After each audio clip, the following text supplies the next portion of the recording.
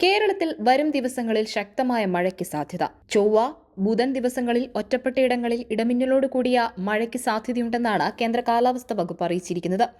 അടുത്ത 3 മണിക്കൂറിൽ തിരുവനന്തപുരം, കൊല്ലം ജില്ലകളിൽ ഒറ്റപ്പെട്ടയിടങ്ങളിൽ ഇടത്തരം മഴയ്ക്ക് സാധ്യതയുണ്ടെന്ന് കേന്ദ്ര കാലാവസ്ഥാ വകുപ്പ് അറിയിച്ചു.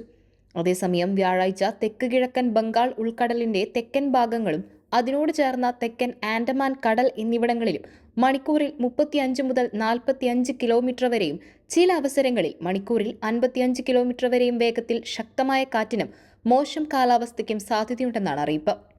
വെള്ളിയാഴ്ച തെക്ക് കിഴക്കൻ ബംഗാൾ ഉൾക്കടലിന്റെ തെക്കൻ ഭാഗങ്ങളിൽ മണിക്കൂറിൽ 35 മുതൽ 45 കിലോമീറ്റർ വരെയും ചില അവസരങ്ങളിൽ മണിക്കൂറിൽ 55 കിലോമീറ്റർ വരെയും വേഗതയിൽ ശക്തമായ കാറ്റിനും മോശം കാലാവസ്ഥയ്ക്കും സാധ്യതയുണ്ട്.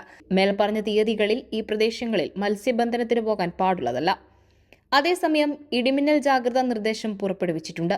പൊതുജനങ്ങൾ കാർമേഘം കണ്ടു തുടങ്ങുന്ന സമയം മുതൽ തന്നെ മുൻകരുതൽ സ്വീകരിക്കേണ്ടതാണെന്നും ഇടിമിന്നൽ എപ്പോഴും ദൃശ്യമാകണമെന്നില്ല എന്നും ഇത്തരം മുൻകരുതൽ സ്വീകരിക്കേണ്ടത് അത്യാവശ്യമാണെന്നും അറിയിപ്പുണ്ട്.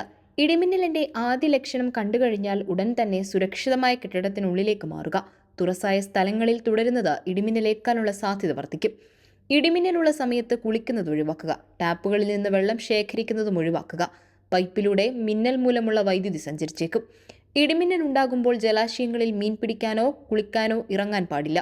കാർമേഘങ്ങൾ കണ്ടു തുടങ്ങുമ്പോൾ തന്നെ മത്സ്യബന്ധനം, ബോട്ടിംഗ് തുടങ്ങിയവ നിർത്തിവെച്ച് ഉടനെ അടുത്തുള്ള കരയിലേക്ക് എത്താൻ ശ്രമിക്കണം. ഇടിമിന്നലുള്ള സമയത്ത് ബോട്ടിന്റെ ഡെക്കിൽ നിൽക്കരുത്. ചൂണ്ടയിടുന്നതും വലയെറിയുന്നതും ഇടിമിന്നലിനുള്ള സമയത്ത് നിർത്തിവെക്കണം. മിന്നലിന്റെ ആഘാതത്താൽ പൊള്ളലേൽക്കുകയോ കാഴ്ചയോ കേൾവിയോ നഷ്ടമാവുകയോ ഹൃദയാഘാതം സംഭവിക്കുകയോ വരെ ചെയ്യാം. മിന്നലാഘാതമേറ്റ ആളിന്റെ ശരീരത്തിൽ വൈദ്യുത പ്രവാഹമില്ല എന്ന് മനസ്സിലാക്കണം. അതിനാൽ മിന്നലേറ്റ ആളിന് പ്രഥമ ശുശ്രൂഷ നൽകുവാൻ മടിക്കരുത്.